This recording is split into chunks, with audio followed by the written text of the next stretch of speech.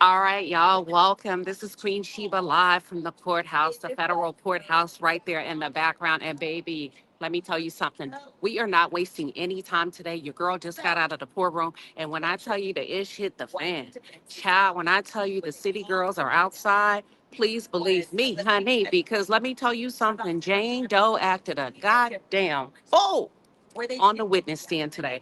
And Young Miami, come here. Let me tell you something. Somebody go get Young Miami. And I said to myself, Young Miami, she can't stand you. She don't like you, boo-boo. According to her testimony, baby, you got a Chanel bag, she got a Bottega, whatever, a Bobo. She didn't get what you got, and that girl flipped the F out on the stand. She took control of the witness stand. She flipped the house upside down, and I do not think this is good. This is not a good look for the prosecution whatsoever, in my opinion. In my opinion, this was a psychological play that the defense walked her like a dog right into it. And when I tell you it was hook, line, and sink, baby, she walked into it. And what they did is it Future that say mask off, F it, mask off, Percocet, Molly Percocet. Hey, listen, let me tell you something. That mask came off, and it's crazy because she had me, y'all. I wrote in my notes today. I said I like her. She's some kind of wonderful. I like her. This girl is here. She's telling the truth. And maybe Queen Sheba, just maybe you're not really looking at this thing like you need to. You said you're coming in with an open mind. And I told myself, I am. But I think she ain't no victim. She ain't no victim. And when I tell you that explosion in court today, y'all, that explosion in court today, baby. When the prosecution asked her, how much does a Bottega cost? She said, how much do my body cost?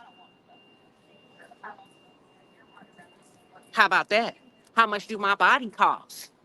Oh, baby, the judge reprimanded her and told her to to answer the question, and she said maybe 1,500 to 500. And I'm just playing with y'all. For those of you who are just tuned in, or if you're new to the channel, welcome to the palace. I'm Queen Sheba. I cover a variety of hot topics specific to reality television, but most importantly, I hone in on the psychological and the behavioral traits of the Black experience. Subscribe now. Listen, baby, I'm like Stephanie Mills. I feel good. Baby, I feel good all over. When I tell you, man, listen, the at first I was like, listen, we get the point. We know she wanted Diddy. We know she wanted love. If you have not watched my video that I premiered this morning, please go back and catch yourself up because this is just going to be a very short live, and then we gonna open up the lines tonight. I'm gonna walk y'all down from start to finish regarding everything that happened in that courtroom. And baby, it ain't. I know that who. Listen. The judge was looking like the jury did this. The jurors were like that. They were like, I know that ain't who I think it is. Baby, she acted a goddamn fool on that witness stand. She ain't never scared. She about that life. And as a matter of fact, the body language expert that was seated next to me used the word indignant. She's indignant. She's number one. She realizes her place on the roster, for lack of a better word. She is the top city girl. And one thing about me, what Birdman say? You gonna put some respect on my name. That's what she was coming with. And that's what those text messages were given between her and Diddy. You gonna respect me. What Kaya say? RESPECT. You gonna respect me. She acted a damn fool, not only in the courtroom, but she acted a fool with Diddy and those text messages. The freak offs, what the defense was, ooh, baby, the defense held her, when I'm telling you, held her tight. Listen, loved on her, gave her everything she needed, opened her up like a clam, hook, line, and sink. They were laughing. Listen, had her laughing on the stand. You would have think they gave her a good joint.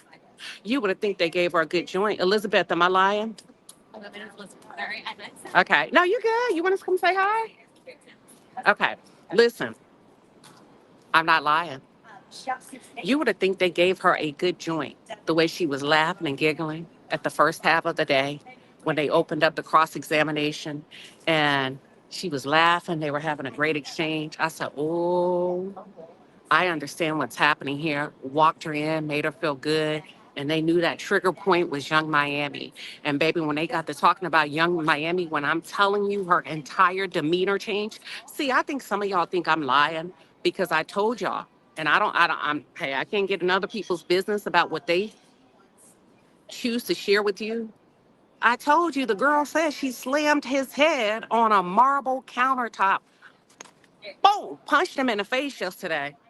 Threw glass, threw candles at him, everything. She initiated. Listen, now let me put a disclaimer. I'm not saying that a man has a right to go toe to toe with the woman. The only thing that I think y'all should know that is a fact is that she initiated violence in the relationship. She testified that under oath, and a lot of you probably don't believe me. I'm not here for no clickbait, but I'm gonna bring you what everybody else ain't giving you, baby. I'm gonna give you everything from everybody. I'm not gonna leave it out to win the argument or skew my point. It is what it is. Hell, it ain't my cheering up in there. That's them on the stand. That's what they're testifying. And I feel like you should have access to it. So that's why I told you. But let me tell you how she said, and let me tell you why she beat him up the other day. Now, he hit her back. He hit her back. Let me ask you this. As those of you that are tuned in, does a man have a right to strike a woman if she's yes or no? Let's just leave it like that. Let me not even dress it up. Does a man have a right, in your opinion, to strike a woman? Yes or no? Because according to her testimony, I'm gonna walk you back just a little bit. On yesterday, she went to, he came over to her home for a freak off. The home, which today we learned, watch this, that she refers to as our home. Do you know Puffy purchased a 5,300 square foot home for her and pays $10,000? And ooh, I almost slipped up. I almost slipped up and said something. I'm not sure. So she has 5,300 square foot for her and her son. And part of the reason of her wanting this house so that, I mean, for her and her child, so that she and her child would have a yard and all of this, that his father did not provide. He's not telling. Come on, Mills. She's not telling y'all the truth. Mills, say hi to Mills, okay, listen. Okay, no. Did she do the damn thing? Look, here go, y'all, here go everybody, y'all. Here go, come here, Simone. Yes. Here go the crew, y'all. Look, we all up on her on YouTube. Hi, guys. Hey. Ooh. We're having just a good old dandy time here, y'all. Yes. Did she do the fool, y'all? Tell him about when Teeny went off. She got mad. Well, she got mad at I'm not Teeny, sorry. They really Jane. pushed her. They pushed her. Can they hear me this time? Yeah, they can hear you. Mm-hmm. They really wanted her to acknowledge how jealous she was of Young Miami. And so the best part about it was when she said, how much my body costs? yes, they said, oh, how much my body costs? Young Miami had gotten a Chanel bag. We all go ahead and do it. Let me ad lib. Oh, no, sorry. No, go ahead. No, y'all do. We backup singers. No. Go ahead. The point is, she's been very timid and meek, speaking in very hushed tones. Today, she was extremely assertive. And when it got to the cost of her body, which is so inappropriate, but we loved it because she needs to speak up for herself. She's not actually acknowledging that she was a sex worker. And that's really what she was. Ah. So how much was the body? Tell them. Bottega bags are like 1,500 to 5,000. But Chanel's are like 5 to 10. So she was still cheap all around. Yeah, pretty much. She was mad that she's getting paid like discount pussy. All right. On that Jesus note, Christ, Simone. Y'all, can y'all believe men? Jesus I mean, listen, pulls up, y'all. I'm telling you. Hold on. Okay. Yes. What time are you going live tonight so they can pull up and support you? Make it make sense, y'all. In the I don't building and know. live What at the time is it? Federal. Like, It's maybe in about probably an about. hour. He's gonna go live in an hour. I'm going to have a cocktail, and then I'm gonna go live a little bit late. Okay. Simone is a bad influence. How you know? Yeah. I know it was Simone. Simone and rallied up everybody to go have a drink, y'all. So listen, real quick. So she was mad that Young Miami got a Chanel bag. She didn't. And the reason why she beat Diddy up at the freak off is because Diddy went out of town with Young Miami and he told her, she said he lied to her and told her he was going on a family ski trip. Do y'all not remember when Young Miami posted her and her daughter on the ski slopes? Baby, that was a family trip. That was a family trip between her, Diddy, his family, and her youngin'. Okay? So when Diddy came over for the freak off, she said he'd been down to tie his shoe. Boom, a dime fell on him, slammed his head into the marble counter, punched him in the face through candles, through glass, and ran away. Just like I'm about to run away and go have drinks. I'll be back later tonight.